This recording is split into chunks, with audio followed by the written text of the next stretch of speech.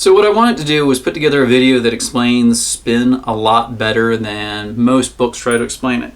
And I always tell students the issue with spin is that we don't really understand it, and because we don't really understand it, there aren't a lot of great analogies. But one analogy that really permeates the discussion, and it's just because it's been historically taught, is this idea of spin 1/2 nuclei being treated as north and south pole magnets.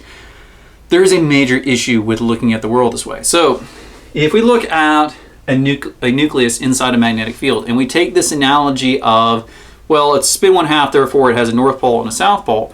Well, so does the magnetic field that it's in. And what we'd expect is all those spins to point in the direction of the magnetic field, because if it's a north and a south pole, it's going to want to point in such a way that the magnetic fields line up.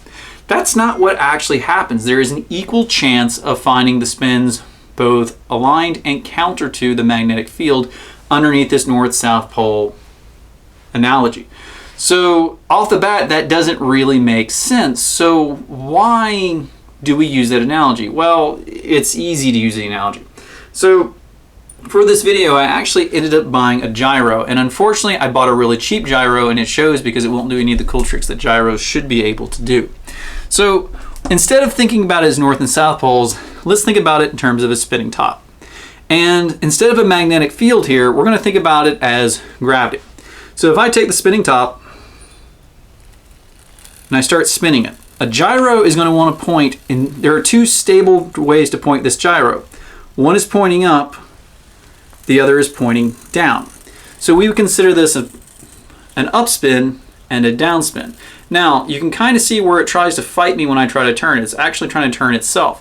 This is where the idea of spin actually comes from. That definition is to think of it in terms of angular momentum.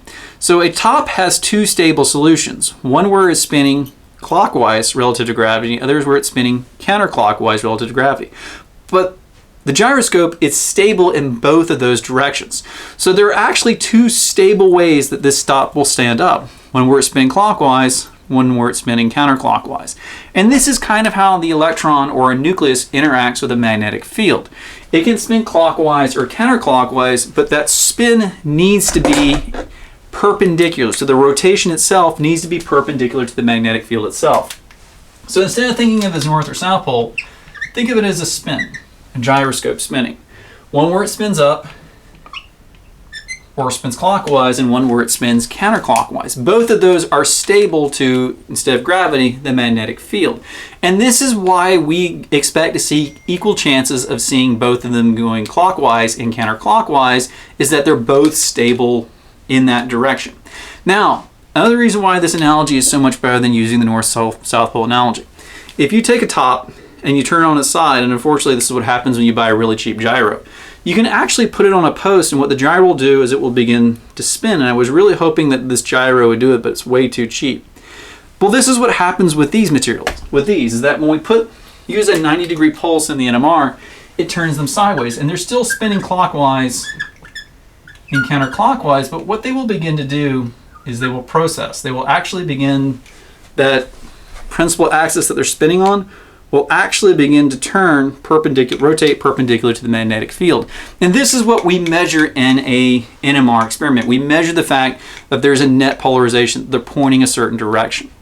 So this is what's actually happening in an NMR. We're not really having these north and south poles analogies. What we really have are spinning tops.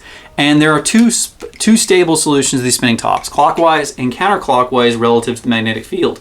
And when we do an NMR experiment, we tip them 90 degrees, ergo a 90-degree pulse, and they will start rotating perpendicular to this magnetic field the same way a gyro would. So how does this explain J coupling? Well, let's try to break that into a second video.